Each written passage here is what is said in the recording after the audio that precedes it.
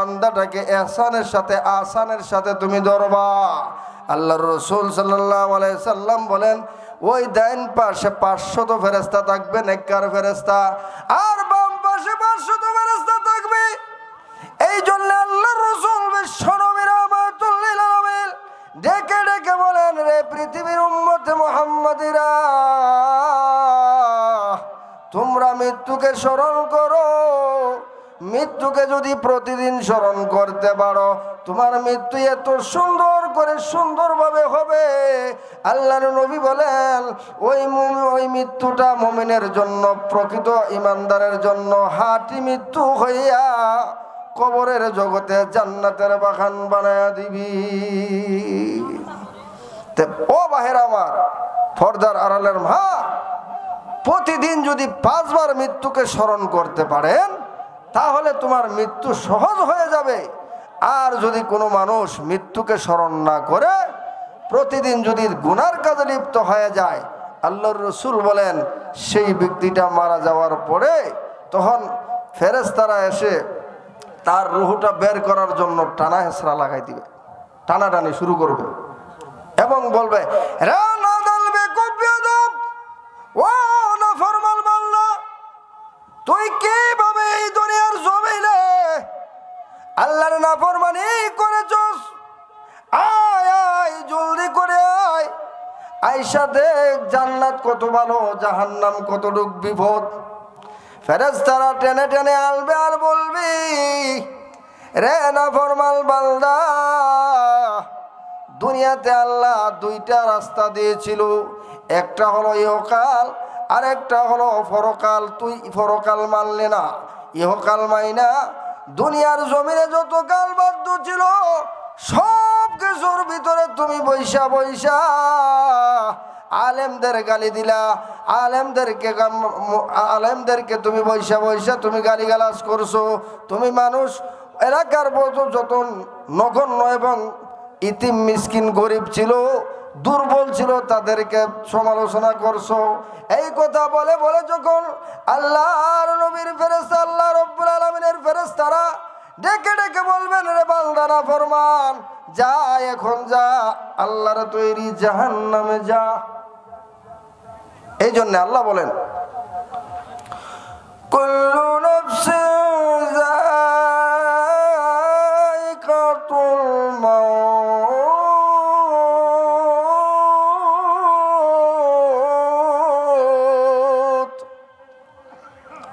কুল্লু মান আলাইহা ফান, ওয়া ইয়াবকা ওয়াজহু রাব্বিকা যুল জালালি ওয়াল ইকরাম।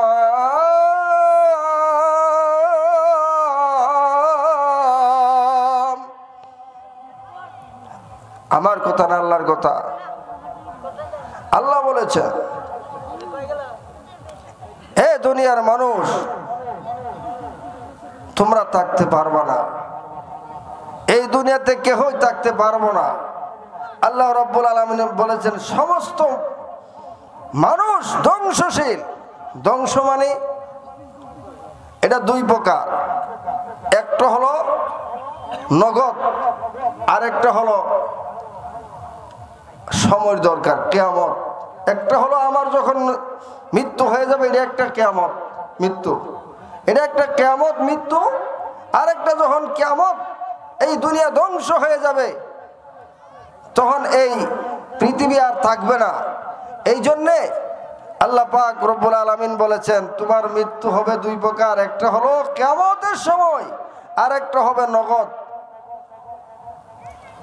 এই জন্যে খাদিজাতুল কুবরা রাদিয়াল্লাহু তাআলা আনহা আল্লাহর নবীজির কাছে গিয়া বলেন, ওগো নবীজি, আমার যে মৃত্যুর কথা স্মরণ হই, মৃত্যুর কথা শুনলে আমার ভয় লাগে। আমি যদি মারা যাই, আপনি আমাকে,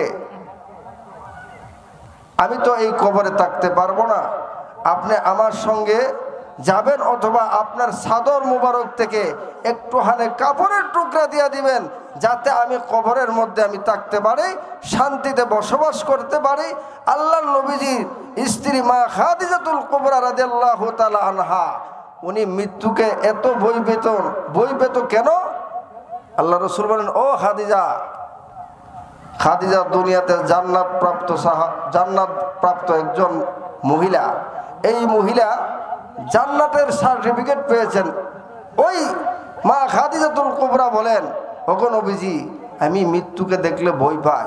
মৃত্যুকে দেখলে আমার কেমন লাগে যে কবরের জগতে যদি আমি যাওয়ার পরে কবরে যে এইভাবে ছাপ দিবে, একটা হাড্ডি, চাটনির হাড্ডিগুলি অপর হাড্ডির ভিতরে ঢুকাই দিবে, এইভাবে যে চাপ দিবে, এই কথা স্মরণ হলে ও নবীজি আমার ভয় লাগে। আল্লাহ নবীজি বিশ্ব নবী রাহমাতুল লিল আলামিন উনি বলেন ডেকে ডেকে, তোমার যে আল্লাহ রাব্বুল আলামিন জান্নাতের 2টা জান্নাতের সার্টিফিকেট দিয়েছে, এখন তুমি কি বলো?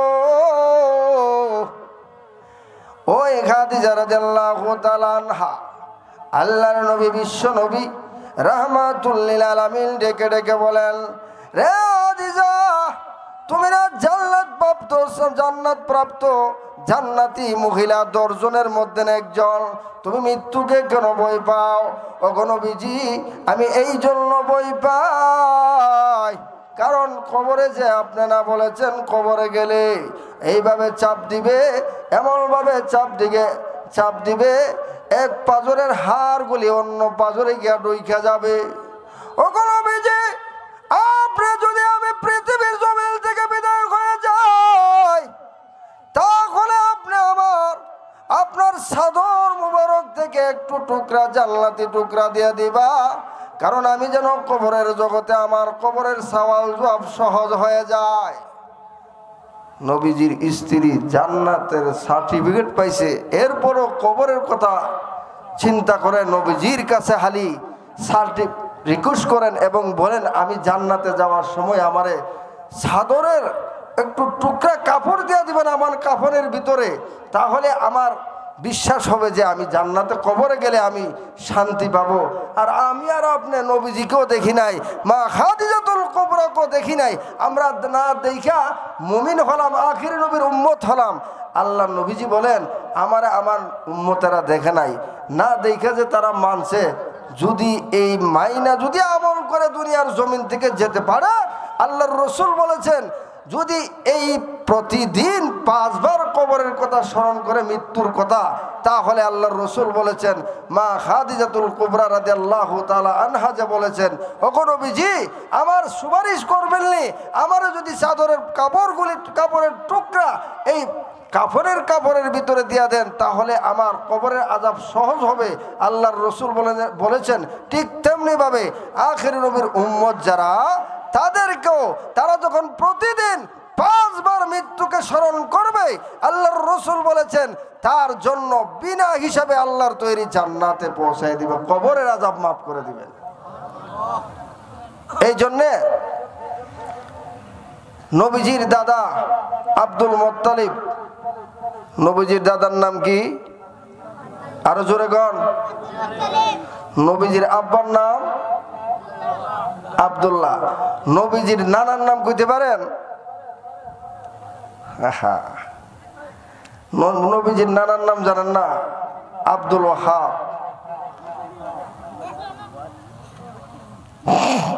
কিন্তু কিছু কিছু লোক আছে আমাদেরকে ওয়াহাবি ডাকে না, হেরা প্রকৃত আল্লাহর রাসূলের আশেক। আসলে যে কে আশেক, এটা বসলে মুজাকারা করলে বুঝে আসে। তাহলে আমি সংক্ষিপ্ত আকারে বলতেছি, কারণ সময় তো কম। নবীজির দাদা আব্দুল মুত্তালিব উনি একদিন হানায়ে কাবা ঘরের পাশে গেলেন, গিয়া দরজার সুকারের মধ্যে দাঁড়ায়া বলতেছে, আল্লাহ, এই যে হাউজে কাউসারের পানিটা বন্ধ হয়ে গেছে, প্লাবন হওয়ার পরে হাউজে কাউসারের যে পানিটা ছিল সেটা বন্ধ হয়ে গেছে। তখন নবীজির চাচা ছিলেন 10 জন। কয়জন? আরো জোরে কয়জন? 10 জন নবীজির চাচা ছিলেন বাবাকে নিয়া। তো একদিন হানায়ে কাবা ঘরের দরজার পাশে গিয়া দাঁড়ায় বলতেছেন, ও আল্লাহ, এই প্লাবনের কারণে হাউজে কাউসারের পানিটা বন্ধ হয়ে গেছে। এই মক্কায় নগরীতে অলিতে গলিতে কেউ পানি পাচ্ছে না। আল্লাহ যদি এই হাউজে কাউসারের পানির খননটা চালু করে দেন, তাহলে আমার 10টা সন্তানের মধ্যে একটা সন্তান আল্লাহর রাস্তায় কুরবানি করব। এরকম কোনো বাপের বেটা আসেননি? এই নদীতে পানি নাই, আপনি যদি গিয়া বলেন যে এই নদীর পানি রে, তুমি পানিটা দিয়া দাও, আমার সন্তান 5জনের থেকে একজন আল্লাহর রাস্তায় কুরবানি করে দেব, এরকম সাহস কেউ করব? ছেলে 1 ঘন্টা পরে ছুরি লিয়ে গিয়ে কবে হেরে আগে কুরবানি দিয়াই। আল্লাহর নবীজির দাদা এই আব্দুল মুত্তালিব দোয়া করার সঙ্গে সঙ্গে, লম্বা ছড়া ঘটনা, দোয়া করার সঙ্গে সঙ্গে হাউজে কাউসারের পানি চালু হয়ে গেছে। আল্লাহ যখন চালু হয়ে গেছে তখন উনি ঘুমাইছেন।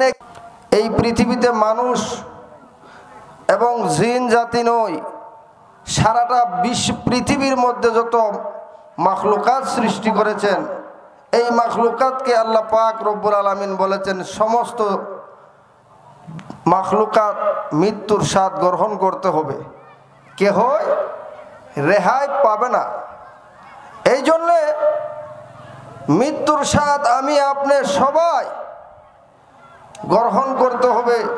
মৃত্যুর স্বাদ গ্রহণ করে আমরা এই পাহাড় পর্বত শহর বন্দর সব কিছু ছেড়ে দিয়ে, ছেলে সন্তানের মায়া ছেড়ে দিয়ে আমরা কবরের জগতে যাইতে হবে। আজ পর্যন্ত কোনো ইতিহাসের মধ্যে উল্লেখ নাই যে এমন লোক দুনিয়াতে বেঁচে আছে।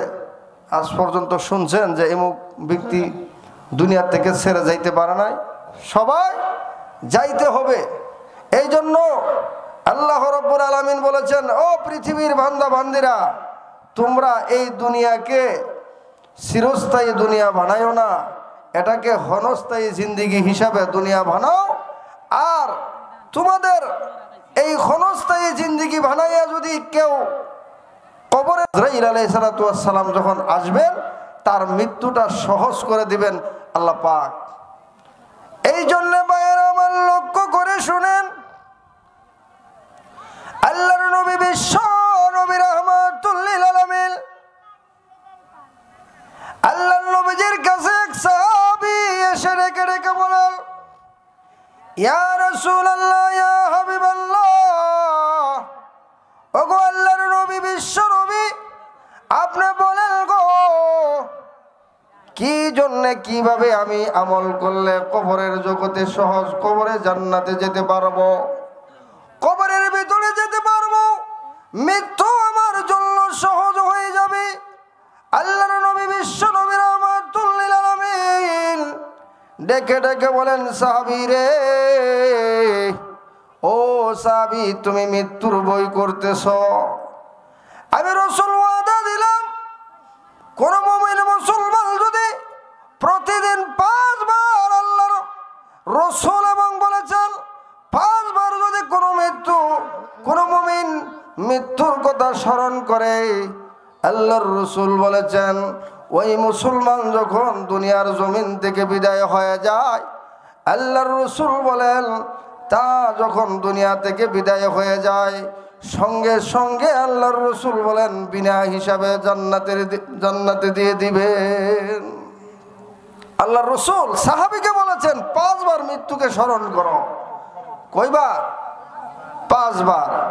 আমরা তো 5 বার স্মরণ করব দূরের কথা, আমরা সেকেন্ডে সেকেন্ডে বাজারে, টিভির মধ্যে, গানের আসরে, শয়তানের ওয়াসওয়াসার মধ্যে বসে থাকি, আমরা মৃত্যুর কথা স্মরণ করি না।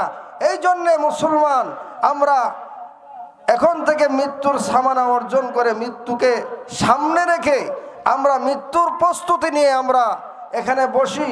এমনও হতে পারে আজকে এখন বসেছেন, আবার এমন তারিখে এই মাঠের মধ্যে মাদ্রাসার মাহফিল হবে, এমন লোক নাও থাকতে পারে। এই জন্য মৃত্যুর সামানা অর্জন করেন। আল্লাহ নিজে বলেন, ওয়ামা খালাকাতুল জিন্না ওয়াল ইনসা ইল্লা লিয়াবুদুন।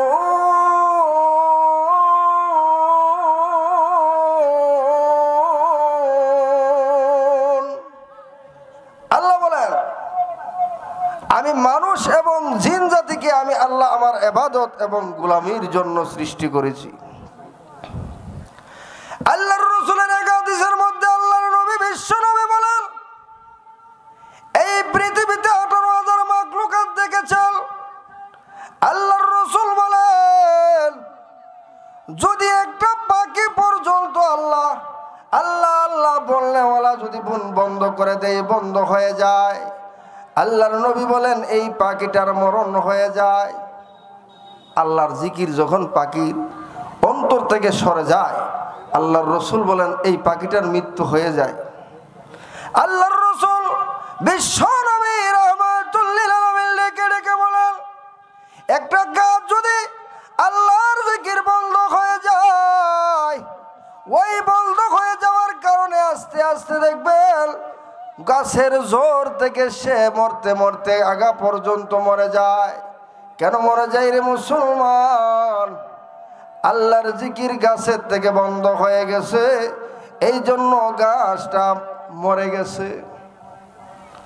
ঘাসও যদি আল্লাহর জিকির না করে, জিকির বন্ধ হয়ে যায়, তাহলে এই গাছটা মরে যায়।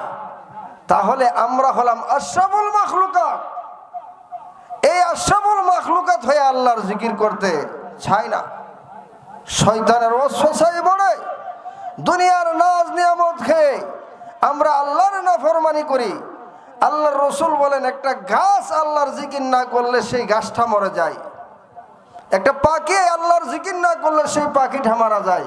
আল্লাহর রাসূল আরো বলেন, আল্লাহ রাব্বুল আলামিন যদি ফেরেশতাদেরকে আল্লাহ বলেন, আল্লাহর রাসূল বলেন, যদি ফেরেশতা আল্লাহর গাফেল হয়ে যায়, আল্লাহর জিকির বন্ধ হয়ে যায়, আল্লাহর রাসূল বলেন সেই ফেরেশতাকেও আল্লাহ ধ্বংস করে দেয়। ফেরেশতারও শান নাই, আমি আপনি কি তা? ওই আল্লাহর জিকির বন্ধ হওয়ার সঙ্গে সঙ্গে আল্লাহর নবী বিশ্ব নবী রাহমাতুল লিল আলামিন ডেকে ডেকে বলেন, রে পৃথিবীর মানুষেরা, তোমরা আল্লাহর নিয়ামত খাইয়া আল্লাহর গুণ গাইয়া যদি দুনিয়ার জমিন থেকে মৃত্যুকে সামনে রেখে 5 বার স্মরণ করতে পারো, আমি রাসূল ওয়াদা দিলাম, যখন মালাকুল মউত আজরাইল এসে আপনার সামনে আমার সামনে হাজির হয়ে যাবে, তখন মালাকুল মউতকে আল্লাহ বলবেন, রে আমার আজরাইল, মালাকুল মউত সাবধান, আমার প্রকৃত ইমানদার মুমিন বালার রাস্তায় তো ছেলে কুরবানি দেয় না। তখন ইহুদি পাদ্রী আলেমের কাছে গিয়া বললেন, ও আলেমেরা, আমার তো এই অবস্থা, আমি তো এইরকম মান্নত করছিলাম ওই মান্নত আদায় করার জন্য, আর আমার ছেলে একটা কুরবানি দিব, কি করব? ইহুদি পাদ্রীরা বলেন, গিয়া আপনার সন্তানদেরকে গিয়া বলেন যে, সন্তানেরা, আমি আল্লাহর রাস্তায় মান্নত করেছিলাম, এখন মান্নত করার কারণে হাউজে কাউসারের পানিটা চালু হয়েছে, এখন আমি আল্লাহর রাস্তায় তোমরা 10 ভাই থেকে একজন কে রাজি আছো কুরবানি হবে আল্লাহর রাস্তায়? আবু জাফর উনি বলতেছে, আব্বাজি, আমার নাম কি আল্লাহর কাছে প্রকাশ করছেন? কোনা কেউ নাম আমি প্রকাশ করছি না। প্রকাশ যদি না করে থাকেন তাহলে আল্লাহ আমার বাঁচাইছে, আমি আব্বা জায়গা। নবীজির চাচা আবু জাফর চলে গেলেন, আবু তালেব চলে গেলেন, এরকম ভাবে একের পর এক সবাই চলে গেলেন, কিন্তু কেউ রাজি হয় না। আবার চলে গেলেন ইহুদি পাদ্রী আলেমের কাছে গিয়া জিজ্ঞাসা করেন, ও আলেম, আমার তো 10টা ছেলের মধ্যে 9টা ছেলেই অস্বীকার করলো, আর ছোট একজন ছেলে, তার নাম ছিল আব্দুল্লাহ। কি? আব্দুল্লাহ। সে আব্দুল্লাহ। তখন ইহুদি পাদ্রীরা প্রতিদিন তাওরাত, জুবর, ইনজিল কিতাব পড়ে কি পড়ে না? কোরআন নাজিল হওয়ার আগে কি ছিলেন? তাওরাত, জুবর, ইনজিল, এই 3 কিতাব ইহুদি পাদ্রী আলেমরা বসে বসে পড়া, আর চিন্তা করতে লাগলো, এখনই তো সুবর্ণ সুযোগ যে মোহাম্মদ আব্দুল মুত্তালিবের ছেলে আব্দুল্লাহ, সে আব্দুল্লাহর ছেলে হবে মোহাম্মদ। এখন যে সুযোগ আইছে রে, এই সুযোগ হাতছাড়া করা যাবে না। তখন চিন্তা করলেন, এক কাজ করেন, তোমার ছোট ছেলের নাম কি? কো আব্দুল্লাহ। তারে দিলাও। হ্যাঁ, সঠিক কথা বলেছেন, সে তো বুঝে না, তারই দিয়ে দেব। প্রস্তুত হয়ে আসলেন, আয়েশা সেরা ওনারে গোসল দেওয়াইলেন, নতুন কাপড় পরিধান করালেন, করায় সাইরা উনি যখন নিয়ে গেলেন ওই হানায় কাবাগরের দরজার পাশে, তখন 100 ইহুদি পাদ্রিয়া আলেমের মেয়ে যুবতী সুন্দরী মহিলারা, ডাইন সাইডে 100 মহিলা, বাম সাইডে 100 মহিলা রাঙ্গা তলোয়ার নিয়ে দাঁড়াইছে। আল্লাহু আকবার।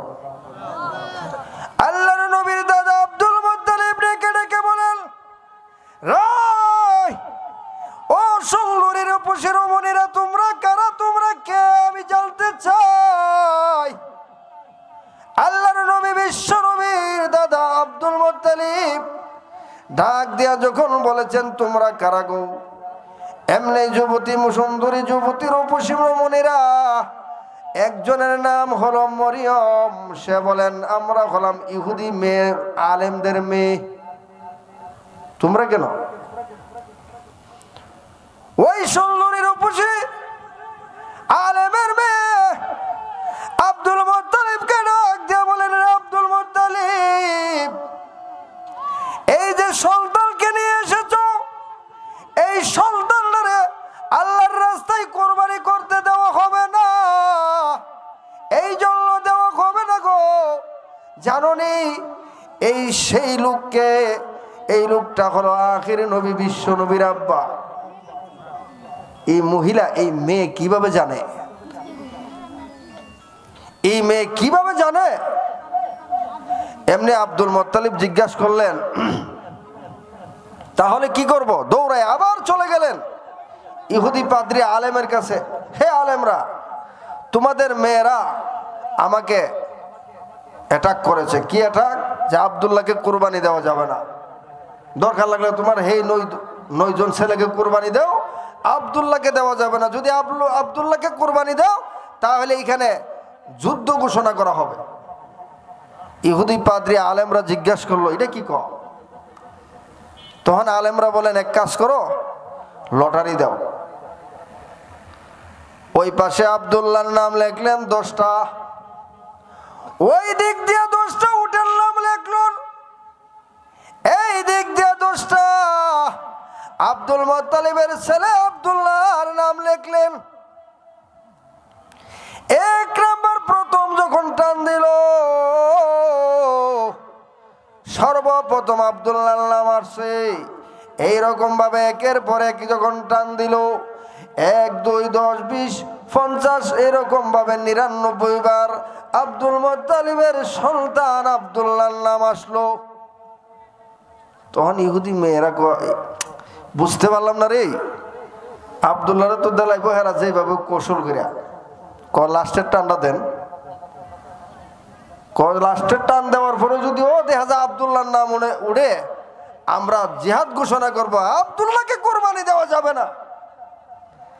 লাস্ট পর্যায়ে আল্লাহর কি কুদরত, 100 টানের মাথায় উটের নাম আসছে।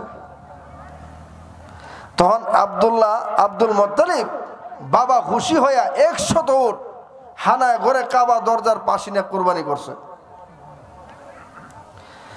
এরপরে আল্লাহর নবী বিশ্ব নবীর দাদা আব্দুল মুত্তালিব ডেকে ডেকে বলেন, তোমরা কারা গো? কে তোমরা, কারা তোমরা ছিলা বলো? এমনি এই 200 আলেম ইহুদি আলেমের মেয়েরার মধ্যে ডাক দিয়া বলেন, যিনি সেনা প্রধান তার নাম ছিলেন মরিয়ম। ওই মরিয়ম ডাক দিয়া বলেন, আমি হলাম একজন ইহুদি আলেম, আলেমের মেয়ে। আমার আব্বার সঙ্গে সঙ্গে থেকে থেকে আমি তাওরাত জবর ইনজিল কিতাব পড়ে দেখতে পেলাম, যেই শেষ নবী বিশ্ব নবী রাহমাতুল লিল আলামিন আখির নবী বিশ্ব নবীর আব্বা হবে আব্দুল্লাহ, সেই আব্দুল্লাহর সন্তান হবে মুহাম্মদ। আমি নিয়ত করছিলাম গো, আমি মরিয়ম বিশ্ব নবীর আব্দুল্লাহর স্ত্রী হব। এই কথা বলে আব্দুল মুত্তালিবকে মাঝে মধ্যে জিজ্ঞাসা করতেন। দেখবেন একজন মেয়ে যদি, একজন ছেলে যদি তাকে স্মার্ট, আরেকজনের মেয়ে যদি তাকে স্মার্ট, দেখবেন ছেলেটা মাঝে মধ্যে তাওরাই তুরে লিখা আসসালামু আলাইকুম সালাম দিতে হন। মেয়ের বাবা মেয়ের মার কাছে গিয়া বলে, শুনো না কিতা হয়েছে? মাঝে মধ্যে সালাম দেয়, ফুলাটা কিতা? বুঝো না তোমার মেয়ের এই যে উপযুক্ত হয়েছে এই জন্য কত ছেলেরা সালাম দিবে, কিন্তু তুমি রাগ করতে পারবা না। তা আব্দুল্লাহ বাবা আব্দুল মুত্তালিব রাস্তাটা গেলেই উনি ছাদের থেকে মরিয়ম, ওই মরিয়ম গেলাম ইহুদির মেয়ে, তার আশা ছিল আমি আব্দুল্লাহর কাছে বিয়া বসবো। তখন মাঝে মধ্যে কইতো, এ আব্দুল মুত্তালিব, আপনার ছেলে আব্দুল্লাহর কি হালাত? ভালো আছে।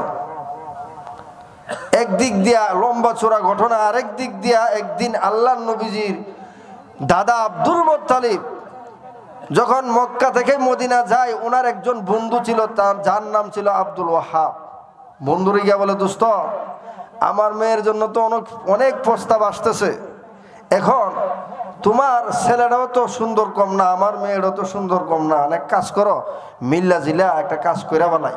তখন আব্দুল ওয়াহাব বলেন, দোস্ত রে, তুমি এক কাজ করো, তোমার ছেলেটারে আমার মেয়ের কাছে দিয়ে দেও, আর আমিও আমার ছেলেটারে নিয়ে আসি। ওই ছেলে হলো আব্দুল্লাহ, আব্দুল্লাহকে ওই ওয়াহাবের মেয়ে হইল আমেনা, ওই আমেনার সঙ্গে আল্লাহ পাক রব্বুল আলামিনের এই কুদরতি নিজাম সাজায়া বিবাহ বন্ধন করাইয়া দিলেন। দেওয়ার পরে আল্লাহ বিশ্বনবীজির দাদা আব্দুল মুত্তালিব উনি চলে নিয়ে গেলেন পুত্রবধূ সহকারে। তোমার তো বাপ বালা না, তোমার উদ্দেশ্যটা কি? সংক্ষিপ্ত করতেছে, 1 মিনিটে শেষ করব। তখন বিয়া শাদী করছো? হা আব্বা করাইছে। কারে করাইছে? ওয়াহাব, আব্দুল ওয়াহাবের মেয়ে আমেনাকে। এমনি টাচ করেছে, সে জমিনের মধ্যে পড়ে গেলেন। হায় আফসোস রে আব্দুল্লাহ, দুঃখের বেদনা কার কাছে বলবো? আমি আমার আব্বা যখন তাওরাত জবর ইনজিল কিতাব পড়ার পরে আমি নিয়ত করছিলাম তুমি আব্দুল্লাহকে আমি বিবাহ করব, কিন্তু আমি এখন তোমাকে পাইলাম না। আমি এখন তোমাকে ওয়াদা দিলাম আর কোনোদিন কোনো স্বামীর ঘর করব না।